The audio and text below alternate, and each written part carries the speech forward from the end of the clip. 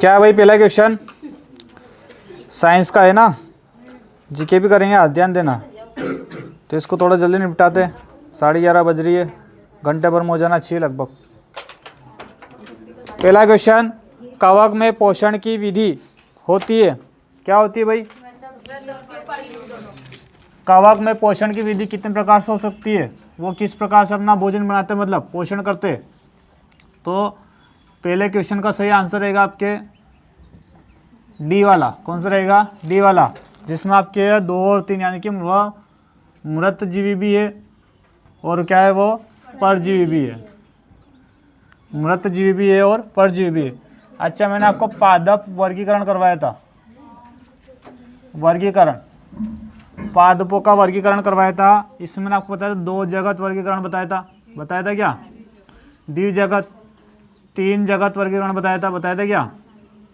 और 4 जगत वर्गीकरण भी बताया था और 5 जगत भी बताया था। बताओ मुझे 2 जगत वर्गीकरण किसने दिया था? कैरोलस लीनियस ने दिया था। किसने दिया था? कैरोलस लीनियस ने दिया था। कब दिया था इसने? सन 1758 में दिया था। कब दिया था? 1758 में। उसके बाद 3 जगत वर्गीकरण हेकल ने, किसने दिया था? हेकल, अर्नेस्ट हेकल पूरा नाम है इसका, सन 1866 में। कब दिया था? 1866 में। और 4 जगत वर्गीकरण किसने दिया था? कॉपलैंड ने। किसने दिया था? कॉपलैंड। इसने कब दिया था? सन 1956 में। कब दिया था? 1956 में। उसके बाद 5 जगत RH विटेकर ने दिया था 5 जगत वर्गीकरण। इसने कब दिया था? ये 1969 में। कब दिया था? 1969 में। जिसने 2 जगत वर्गीकरण जो बताए थे, कौन कौन से थे? पादप और जंतु। कौन कौन से थे? पादप और जंतु। इसमें पादप और जंतु के अलावा कौन सा बढ़ गया था? प्रोटेस्टा। कौन सा बढ़ा था? है प्रोटोजोआ को प्रोटेस्टा बढ़ा था ना। इसमें मतलब पादप, जंतु और प्रोटेस्टा, इसमें 3 हो जाएंगे। इसमें पादप भी रहेगा, जंतु भी रहेगा और प्रोटेस्टा भी रहेगा। एक और कौन सा बढ़ जाएगा? मोनेरा बढ़ जाएगा। कौन सा बढ़ जाएगा? मोनेरा।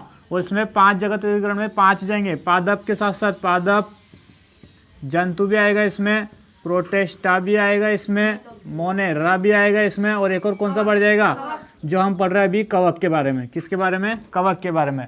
वो कवक भी इसी में आ जाएगा।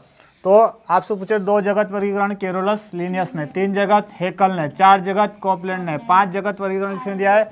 RH विटेकर ने दिया है। सन इनके एक बार देख लेना बस, बाकी याद रखना कौन कौन सा किसने दिया है।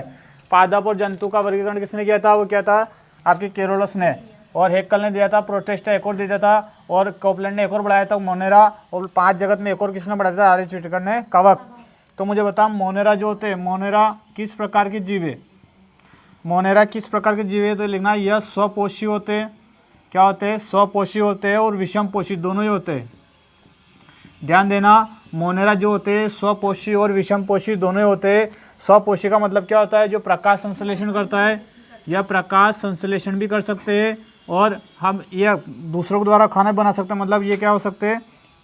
मृतजीवी भी हो सकते हैं। ये क्या हो सकते हैं? मृतजीवी, मतलब जिससे विषम पोषी में क्या आता है? मृतजीवी भी आता है, और एक और क्या आता है जो हम लिख रहे हैं यहाँ पर? परजीवी भी आता है।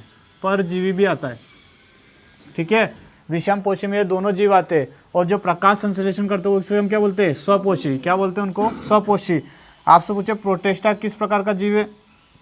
प्रोटेस्टा किस प्रकार का जीव है? तो ये क्या होते हैं? ये होते हैं स्वपोषी ओनली। क्या होता है? ये ओनली स्वपोषी होते हैं प्रोटेस्टा।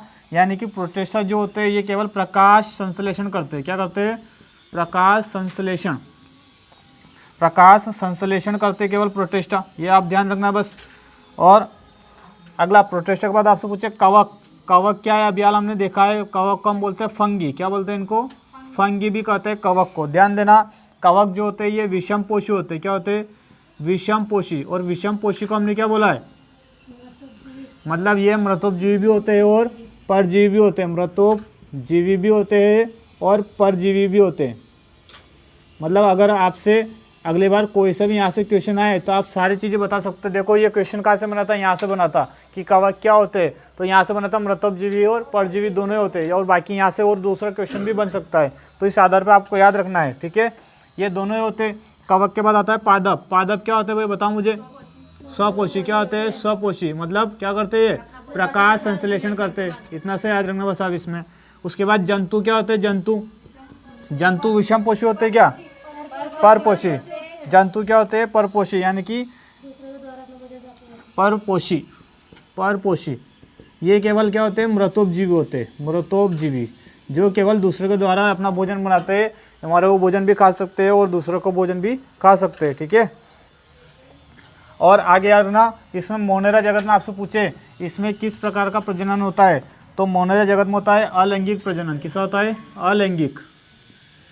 अलैंगिक प्रजनन होता है। और इसमें क्या आता है? जैसे बैक्टीरिया, आपने जानते हो बैक्टीरिया किसके अंदर आता है? तो मोनेरा के अंदर। किसके अंदर आता है?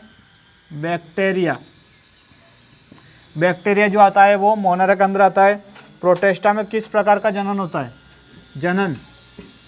प्रोटेस्टा में अलैंगिक भी होता है और लैंगिक भी होता है, दोनों ही प्रकार का प्रजनन होता है। अलैंगिक भी होता है और लैंगिक प्रजनन दोनों में। इसमें किस में? प्रोटेस्टा में लैंगिक भी होगा और अलैंगिक भी होगा। इसका उदाहरण बताओ मुझे, क्या हो सकता है? प्रोटेस्टा के दो उदाहरण लिखना। उदाहरण में एक तो आ गया अमीबा और पेरामीशियम। क्या आएगा? पेरामीशियम। अमीबा और पेरामीशियम किस में आएंगे? प्रोटेस्टा में। कवक या फंगी ये किस प्रकार से प्रजनन करते हैं? तो ये होता है आपके दोनों ही। ये भी क्या होते हैं? ये भी दोनों ही होते हैं। जनन किस प्रकार से करते हैं? दोनों प्रकार से, यानी कि आप अलैंगिक भी लिख लेना इसमें और लैंगिक भी इसमें लिख लेना, दोनों ही प्रकार से ये होते हैं। और इसका उदाहरण बताओ मुझे, क्या होता है कवक का उदाहरण? हम पीछे पढ़ के आए, यीस्ट, याद है आपको? यीस्ट या मशरूम क्या होते हैं? मशरूम, ये सब क्या है? कवक है। यीस्ट या मशरूम क्या होते हैं? कवक होते हैं। ठीक है, पीछे पढ़ कर याद होता है अपने को। यदि आप साइंस पूरे पढ़ते हैं तो आपको अच्छी तरह से याद होता है। अगला पादप। पादप क्या होता है बताओ? पादप में किस प्रकार का जनन होता है? पादप में किस प्रकार का जनन होता है? तो इनमें भी दोनों प्रकार से, लैंगिक प्रकार से भी हो सकता है और अलैंगिक। पादप में क्या आएगा? सभी प्रकार के पेड़ पौधे। क्या आएंगे पादप में? सभी प्रकार के पेड़ पौधे। और जंतु किस प्रकार से प्रजनन करते हैं बताओ? जंतु में कौन सा प्रजनन होता है? जनन होता है इसमें लैंगिक। कौन सा होता है? लैंगिक। जंतु जिसमें मानव और सभी प्रकार के जंतु किस में आएंगे? जंतु में आएंगे। और इसमें सभी प्रकार से लैंगिक रूप से जनन हो सकता है। सभी जानवर इसमें आएंगे आपके। मानव हुआ, कोई भेड़िया हुआ, भेड़िया, ये सब किस में आएंगे? ऊंट, गधा, घोड़ा, सब इसमें आएंगे जानवर में। ठीक है भाई, याद रहेगा। एक बार बोल रहा हूँ, मोनेरा स्वपोषी विषम पोषी दोनों होते हैं। ये प्रकाश संश्लेषण मृतजीवी और परजीवी सब होते हैं। यह प्रजनन अलैंगिक रूप से करते हैं और इनमें क्या आता है? बैक्टीरिया आता है। ठीक है, प्रोटेस्टा में क्या होता है? ये स्वपोषी होते हैं, ये प्रकाश संश्लेषण करते हैं। या इनका जनन लैंगिक और अलैंगिक दोनों रूप से हो सकता है। इसमें अमीबा और पेरामीशियम आता है। कवक और फंगी जो होता है ये विषम पोषी होता है। ये मृतोपजीवी और परजीवी दोनों हो सकते हैं। इनमें जनन दोनों प्रकार से होता है। यीस्ट और मशरूम इसी के अंदर आता है। पादप जो होते हैं स्वपोषी और प्रकाश संश्लेषण करते हैं। जो इनमें जनन होता है दोनों प्रकार से होता है, लैंगिक और अलैंगिक रूप से, दोनों रूप से। और इसमें क्या आएगा? सभी प्रकार के पौधे। जंतु जो होते हैं परपोषी होते हैं, मतलब मृतोपजीवी होते हैं, दूसरे जीवों को खाते हैं। इसमें जनन किस प्रकार से होता है? लैंगिक रूप से। किस प्रकार से होता है? लैंगिक रूप से। सभी जीव जंतु जो कहीं में आएंगे? इसी में आएंगे। इसके पासपोर्ट क्या है?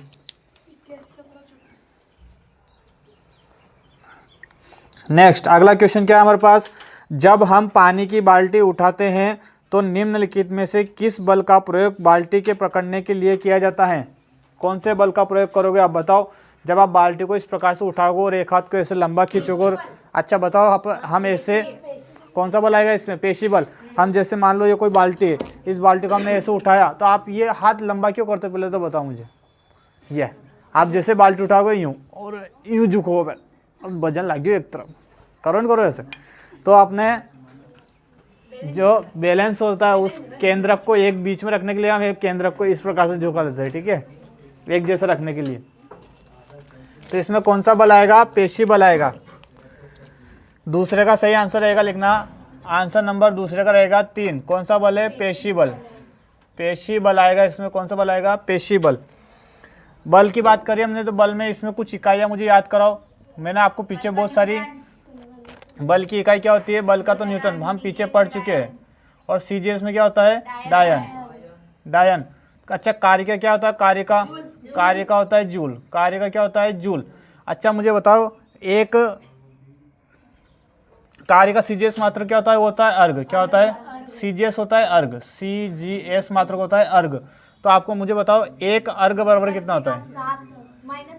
10 की पावर -7 जूल। कितना होता है? 10 की पावर -7 जूल। इसमें आपको उल्टा करके पूछ ले 1 जूल बराबर कितना होता है?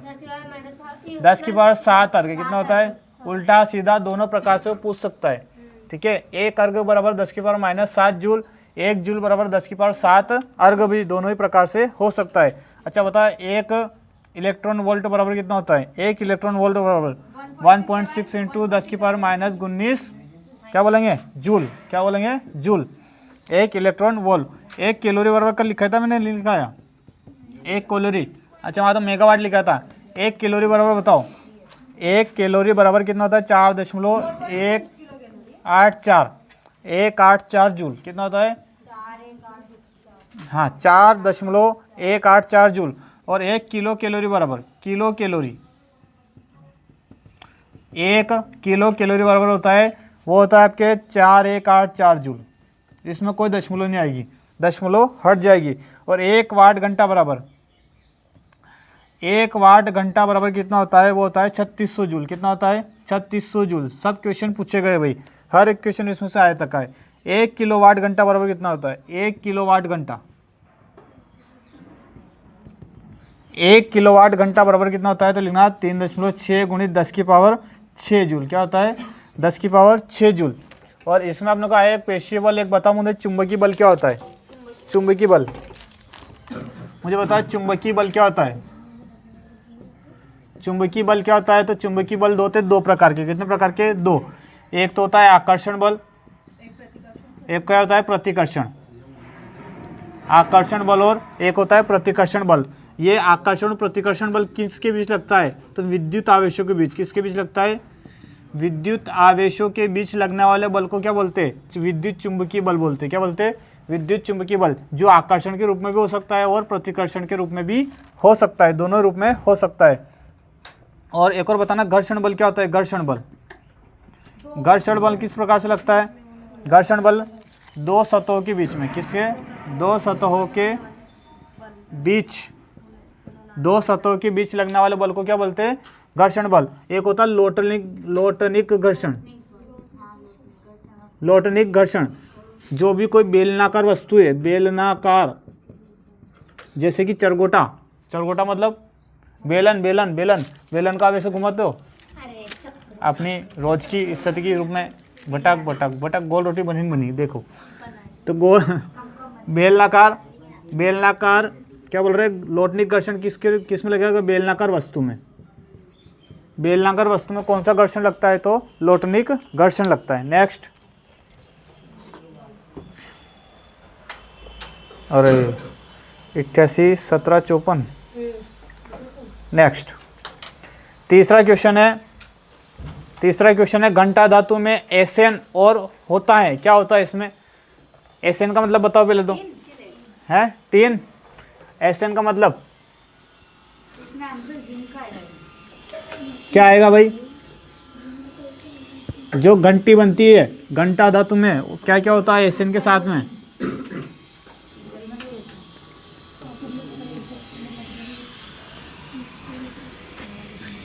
क्वेश्चन नंबर 3 का सही आंसर, क्वेश्चन नंबर 3 का सही आंसर रहेगा घंटा धातु में एक और रहता है आपका एसएन के साथ रहता है कॉपर। क्या रहता है?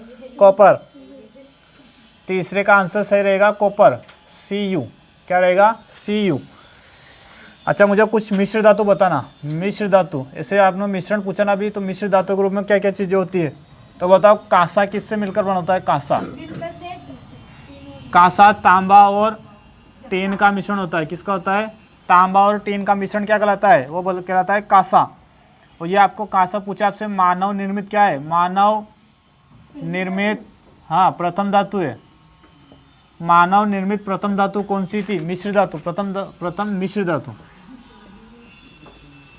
मानव निर्मित प्रथम मिश्र धातु कौन सी थी? तो वो थी कांसा। कौन सी थी? कांसा। पीतल किस किस का मिश्रण है? वेरी एमपी, पीतल, पीताजी, पीताजी, ता से तांबा, जा से जिंक, पिताजी, पिताजी से ता से तांबा, ता से और जा से zinc. Gun metal, gun metal किसका मिश्रण होता है? तो कॉपर, टीन और जिंक का। कॉपर, टीन और जिंक का मिश्रण क्या होता है? Gun metal. टाका, टाका किस किस का मिश्रण होता है? तो टीन और लेड का। टाका, टीन और लेड का मिश्रण होता है। रोल्ड गोल्ड, जो आपके सोने जैसे दिखने वाले आभूषण बनते हैं रोल्ड गोल्ड के, किसके बनते हैं? रोल्ड गोल्ड के। जैसे दिखेगा तो किसका? सोने का है ना। 8 दिन फिरेगा तो सब खुल जाएगा, उनसे खत्म, गायब, काला काला पड़ जाएगा कि सोना तो गायब हो गया, कहीं हो गया, नकली सोना बन गया हो तो रोल्ड गोल्ड।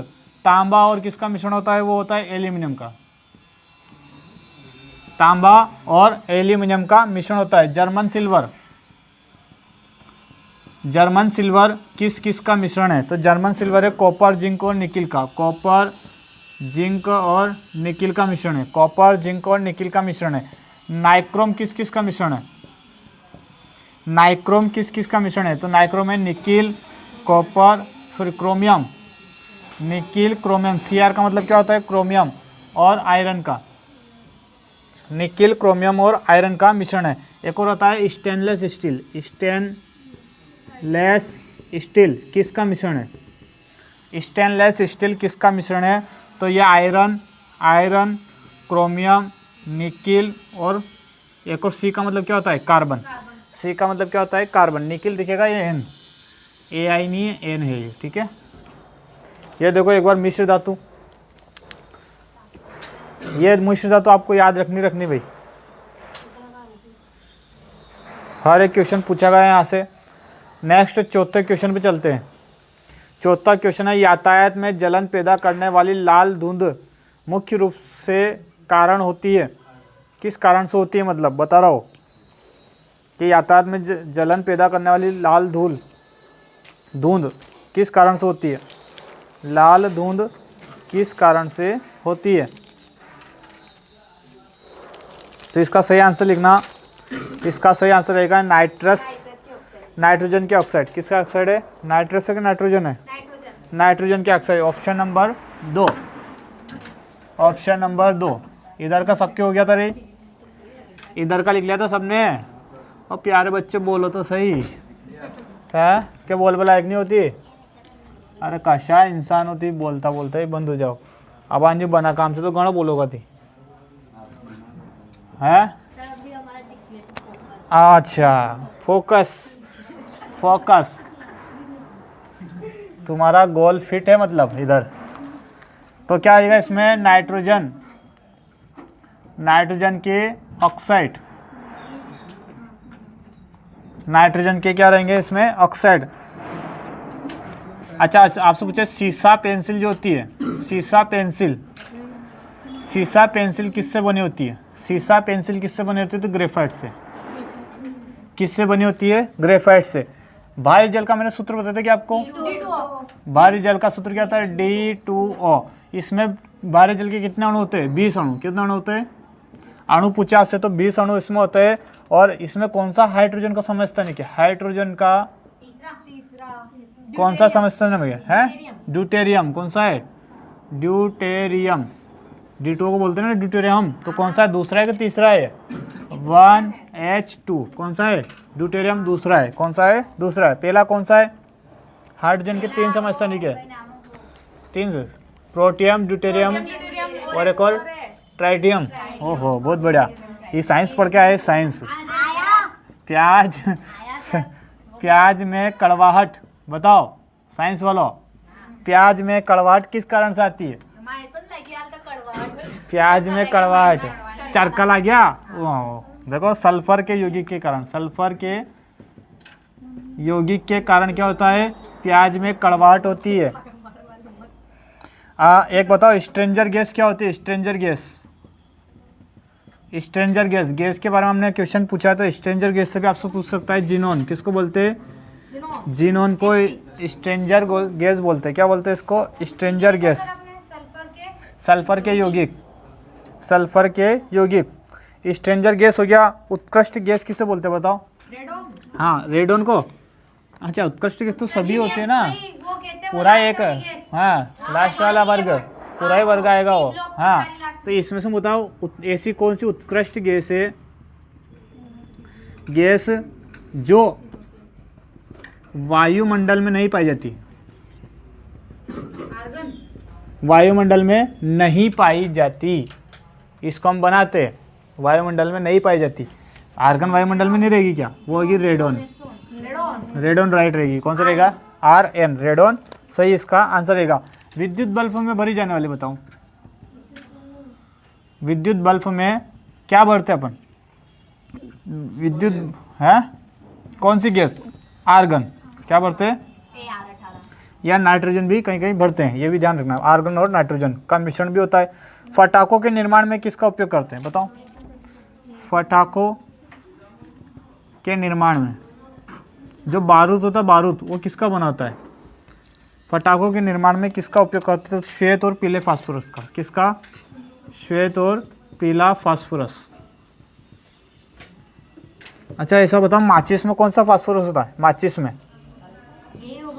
माचिस में कौन सा होता है, माचिस जिससे आपकी तीली जल जाती है, रगड़ती फटा जले जले, लाल फास्फोरस, डांडो वहाँ लाल लाल नहीं दिखे था, कालो कालो कर रहे हैं भी हैं, लाल फास्फोरस। देखो तो हमारे हाल भी कालो दिख रही हो, लाल फास्फोरस। फिटकरी, फिटकरी के रूप में क्या उपयोग होता है भाई, फिटकरी हम कहाँ डालते पहले तो बताओ, फिटकरी हम कहाँ डालते, फिटकरी पानी को साफ करने के लिए किसका उपयोग करता है हम, फिटकरी का। ये क्या है, एक प्रकार का गंदे पानी को सही करता है। और आपसे भी पूछे कि फिटकरी जो होती है गंदे पानी को किस क्रिया के द्वारा साफ करती है, क्या बोलेगा, फिटकरी गंदे पानी को किस क्रिया के द्वारा साफ करते हैं, तो क्रिया रहेगी आपके इसमें स्कंदन विधि के द्वारा। कौन सी विधि, स्कंदन विधि के द्वारा ये पानी साफ होता है आपके फिटकरी में।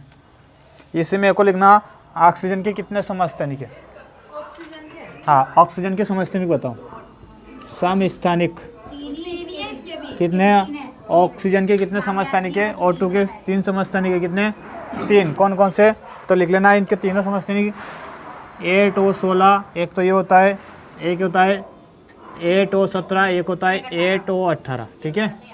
ऑक्सीजन के कितने समस्थानिक होते हैं, तो 3। गंदे पानी को साफ किस क्रिया, हाँ को साफ किस क्रिया के द्वारा, गंदे पानी को साफ किस क्रिया के द्वारा किया जाता है, तो स्कंदन विधि के द्वारा। विधि बोले या फिर क्रिया बोलो एक ही बात है। नेक्स्ट चौथा हो गया, 4 क्वेश्चन कर लिया हमने, अभी 4 ही किए बस इतनी देर में, क्या कर रहे हो तुम, जल्दी कर लिए। नेक्स्ट चौथे के बाद आएगा 5वां, तीव्र प्रकाश को कहा जाता है, क्या कहा जाता है भाई,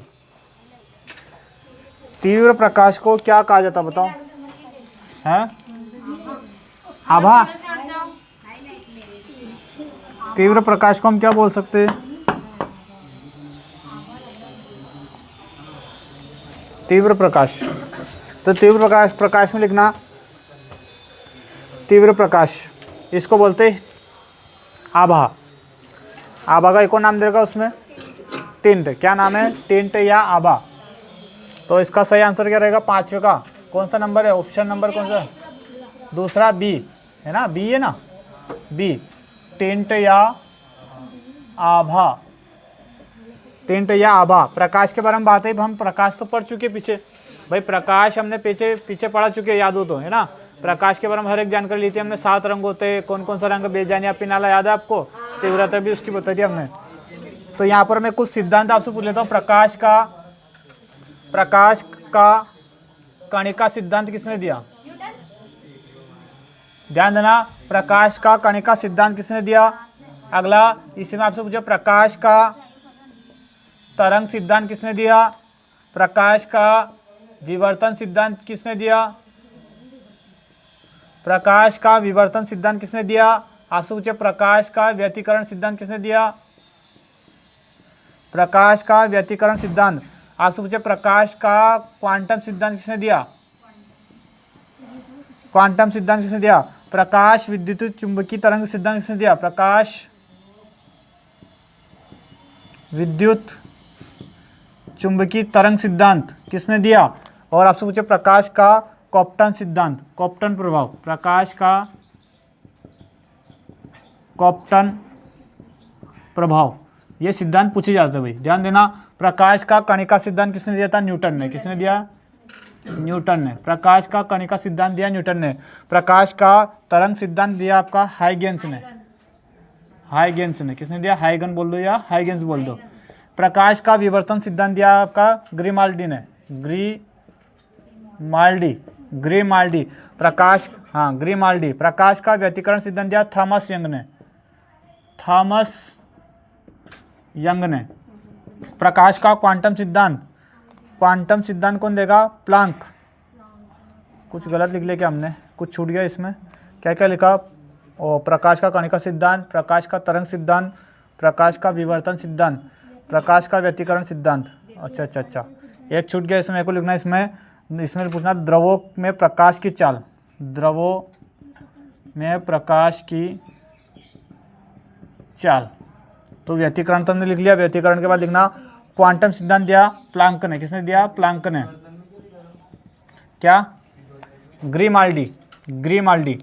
प्रकाश का विद्युत चुंबकीय तरंग सिद्धांत किसने दिया? विद्युत चुंबकीय तरंग सिद्धांत दिया आपका आइंस्टीन ने। किसने दिया? आइंस्टीन ने। इसको मत भूलना तुम, बस सब भूल जाना, आइंस्टीन को मत भूलना। प्रकाश का कॉम्पटन सिद्धांत किसने दिया?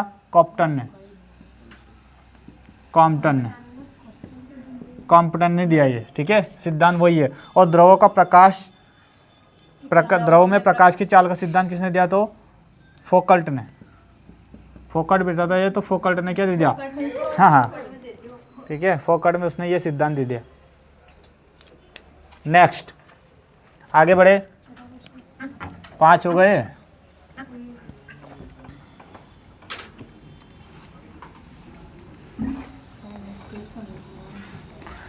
अब तो आपके हाथ की लय बन गई होगी ना। अब तो छेटा, अब तो आपके हाथ की लय बन गई होगी, राइटिंग भी अच्छी जम रही होगी, बढ़िया है ना। अब धीरे धीरे ऐसे आपकी नॉलेज हो जाएगा। अब क्या होगा? 5 हुए ना। छठा क्वेश्चन, निम्नलिखित में से कौन सा कथन कृत्रिम रेशे के लिए सही नहीं है? कृत्रिम रेशे के लिए सही नहीं है, तो बताओ छठे का सही आंसर। छठे का सही आंसर लिखना। छठे का सही आंसर होगा ऑप्शन नंबर 3, वे अग्नि के प्रतिरोधी होते हैं। क्या होते हैं? आंसर रहेगा इसका 3, वे अग्नि के प्रतिरोधी होते हैं। क्या होते हैं? प्रतिरोधी होते हैं। क्या होते हैं भाई? रेशे क्या होते हैं? रेशे क्या होते हैं? रेशे क्या है? एक प्रकार के पदार्थ है जिनसे हम क्या बनाते हैं? कपड़ा बनाते हैं। रेशे लिखना। रेशे 2 प्रकार के होते हैं। कितने प्रकार के? रेशे 2 प्रकार के होते हैं। एक तो प्राकृतिक और एक होता है कृत्रिम। प्राकृतिक रेशा और कृत्रिम रेशा। प्राकृतिक रेशा जो होता है वो कैसे प्राप्त होता है? जानवरों से या पौधों से, हैं? भेड़ से नहीं निकालते आप रेशा, ऊन निकालते, ऊन उससे रेशे बनता है, ठीक है। कृत्रिम रूप से, रासायनिक रूप से निकालते, रासायनिक। कृत्रिम रेशा किसे निकालते हैं? रासायनिक रूप से। और जानवरों से हम कैसे, किस प्रकार का रेशा निकालते हैं? जूट हुआ, जूट क्या है? एक प्रकार का रेशा है। कपास हुआ, कपास भी क्या है? रेशा है। रेशम हुआ, रेशम भी क्या है? और एक और क्या हुआ? एक और हुआ ऊन। कपास को बोलते हैं पटसन, तो शायद है। ये जूट को बोलते हैं पटसन। जूट को क्या बोलते हैं? पटसन, ठीक है। रासायनिक रेशा कौन कौन सा होता है? तो रासायनिक रेशा का नाम वेरिया एम्पी,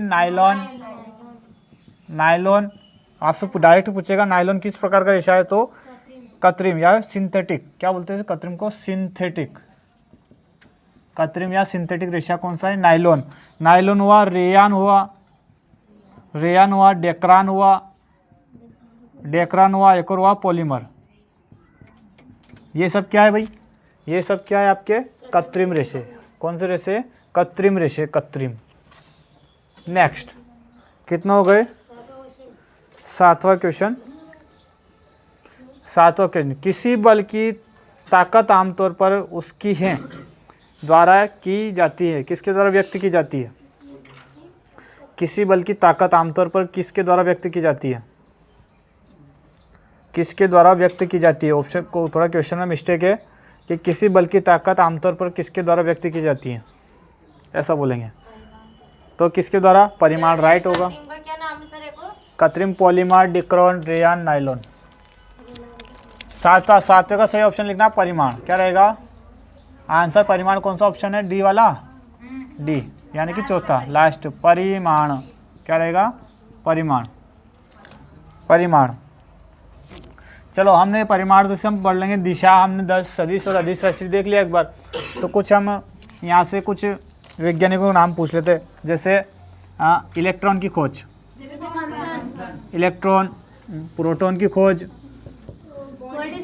न्यूट्रॉन की खोज, electron, proton, neutron, positron, Anderson, positron, और एक और आएगा आपका न्यूट्रिनो, न्यूट्रिनो की खोज, और न्यूट्रिनो के अलावा एक और आएगा पाई मेसान, पाई मेसान की खोज। न्यूट्रॉन के बाद क्या लिखा रहा है? Electron, proton, neutron, positron, neutrino और पाई मेसान। और कौन सा है? पाई मेसान। तो इलेक्ट्रॉन की खोज किसने की? जे जे थॉमसन। प्रोटॉन की क्या? रदरफोर्ड, दोनों रदरफोर्ड भी लिख सकते हैं दोनों। रदरफोर्ड या गोल्डस्टीन। ऑप्शन में दोनों आए तो आप रदरफोर्ड पहले गोल्डस्टीन लगाओगे। क्या लगाओगे? गोल्डस्टीन। न्यूट्रॉन की खोज जेम्स चैडविक, चैडविक। पॉजिट्रॉन की एंडरसन, एंडरसन। न्यूट्रिनो, न्यूट्रॉन की खोज की आपके पाउली, न्यूट्रिनो की खोज पाउली। और पाई मेसान की हिके की युकावा, हिके की गलत है ऐसा नाम है। युकावा, कावा कावा, पाई लावा, काई लावा, पाई लावा। पाई मेनोन है ना? हाँ, पाई मेसोन।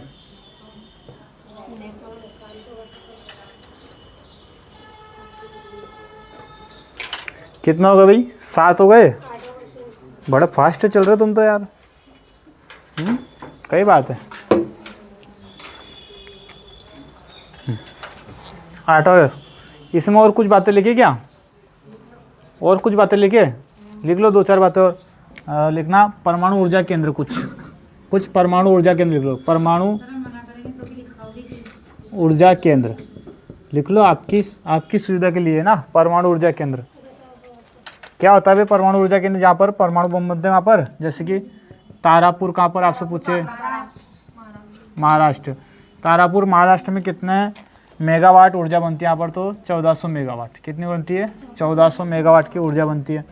रावत बाटा कहाँ पर? तो राजस्थान, कोटा में है ना। राजस्थान के कोटा में कितने मेगावाट? यहाँ पर 1180 मेगावाट की ऊर्जा बनती है। कितनी बनती है? 1180 मेगावाट की। कलपक्कम, कलपक्कम, कलपक्कम ये कहाँ पर है? कलपक्का में मिलना आऊँगा। क्या आऊँगा? कलपक्का में मिलना हुआ तमिलनाडु में। तमिलनाडु जाओगे तुम मिलने। 470 मेगावाट, 470। नरोरा, नरोरा, नरोरा कहाँ है? यूपी में। नरोरा कहाँ है? यूपी में। यहाँ पर बनती 440 मेगावाट की ऊर्जा, 440 मेगावाट की ऊर्जा। काकरापारा, काकरापारा ये कहाँ पर है? गुजरात। वेरे एमपी काकरापारा, मैंने भी इसमें फॉर्म डाल रखा है काकरापारा में। वो एनपीसीएल क्या वो? हाँ, एमपीसीएल का। हाँ, काकरापारा गुजरात। 440 megawatt, 440 megawatt. दोनों में सेम है। यहाँ पर कुछ किस में? एक तो नरोरा और काकरापारा में। और दो लिखूँ क्या? ऊपर लिखूँ? नीचे लिख। नीचे दिख रहा सबको? दिख रहा है के बीच में लिख दूँ इसके? साइड में लिख दो ना तो। केकर, केकर लिखो। केकर, केकर कहाँ पर है? कर्नाटक में। कर्नाटक। केकर कहाँ पर है? कर्नाटक। यहाँ पर 880 मेगावाट की, 880 मेगावाट। और को लिख रहा कुडनकुलम,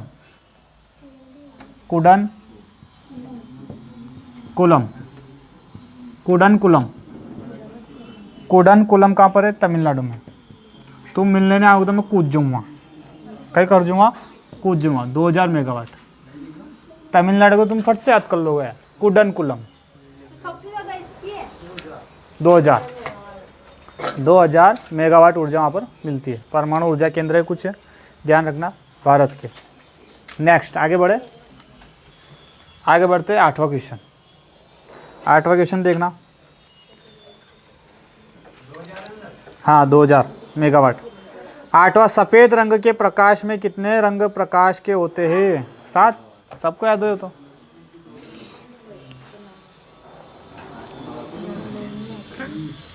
सफ़ेद रंग में कितने रंग होते हैं? 7।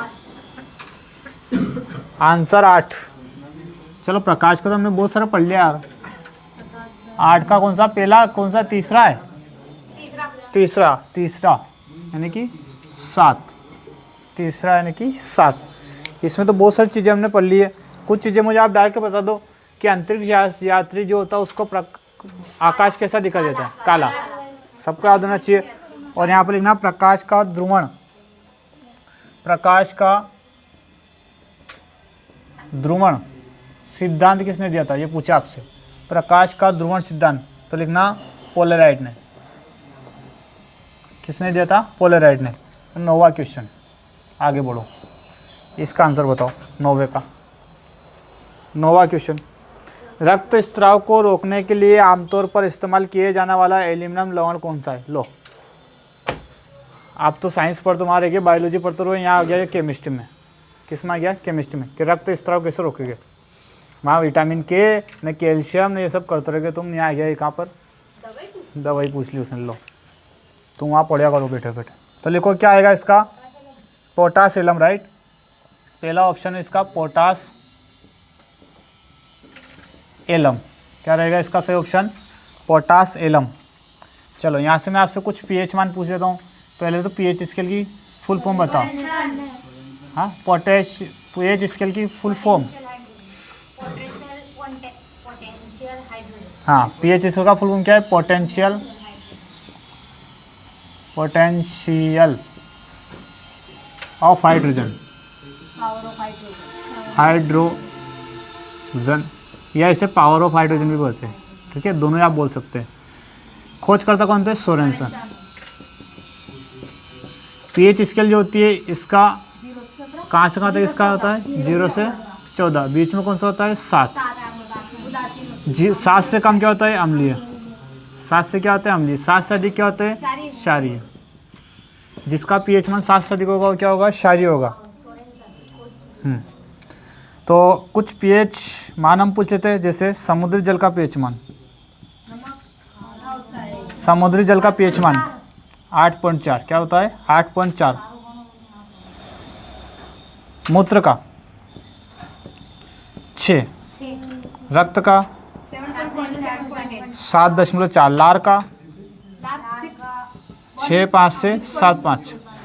6.4 भी आता है, 7.4 भी आता है। ठीक है। शुद्ध जल का क्या होता है? 7। शुद्ध जल का होता है 7। अच्छा, शराब को बताओ। 2.8। शराब अम्लीय होती है। क्या होती है? शराब अम्लीय होती है। हाँ, ताने पी जाने के तो कड़वी सीधी पूछ रहे हैं, एकदम बढ़िया तरीके से बोल रहे कड़वी होती है। नींबू का बताओ। नींबू 2.2, राइट। दूध का बताओ। 6.4। दूध का क्या होता है? 6.4। अम्ल वर्षा का पीएच मान 5.6 से कम। 5.6 से कम। 9 क्वेश्चन पूरे। देखो, समुद्री जल का 8.4, मूत्र का 6, रक्त का 7.4, लार का 6.5 से 6.5 से 7.5, शुद्ध जल का 7 हो गया, शराब का 2.8 हो गया, और सिरका का 2.4 हो गया, नींबू का 2.2 हो गया, दूध का 6.4 हो गया, लास्ट कौन सा, आम्ल वर्षा का 5.6 से कम होता है। Last question 10वां।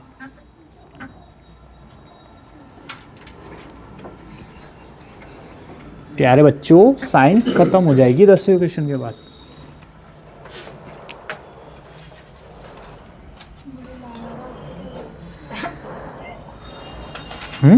बड़ा लाड़ आ रहा, काय का लाड़ करूँ मैं तुम्हारे ऊपर बिना मतलब से ही।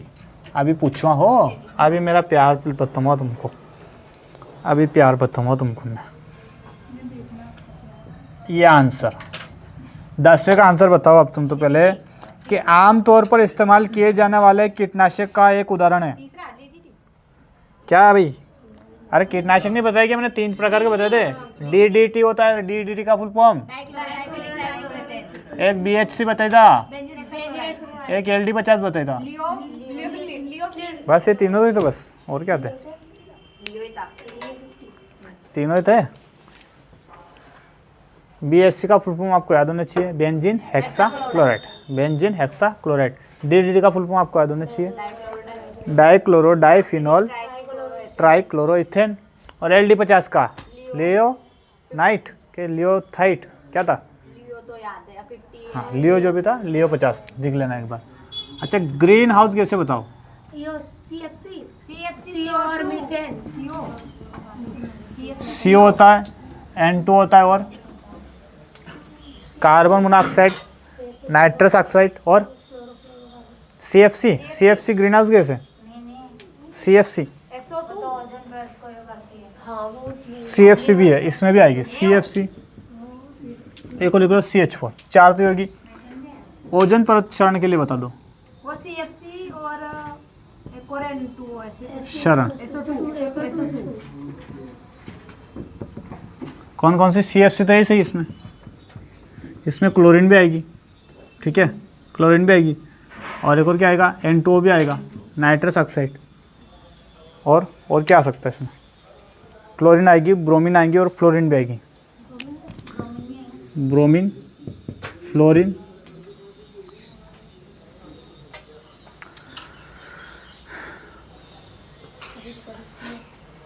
और ये बताओ, वायु प्रदूषण का सबसे अच्छा सूचक क्या है?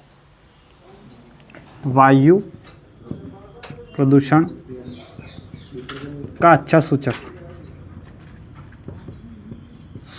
क्या होता है? वायु प्रदूषण का अच्छा सूचक क्या होता है? तो ये होता है लाइकेन। अरे हाँ, औद्योगिक प्रदूषण का सूचक क्या होता है? लाइकेन। हो गया 10 क्वेश्चन पूरे। क्या टाइम हो गया? ओहो, अभी तो 12:08 ही हुए। 40 मिनट के लगभग कर लिया हमने 10 क्वेश्चन। बहुत बढ़िया। ये बंद कर दो तुम उठ के। अरे हाँ, LD50 का लियो से याद नहीं आ रहा। लियो के आगे देख लेना एक बार। लियोथाइट ऐसा ही कुछ था, लियोथाइट करके।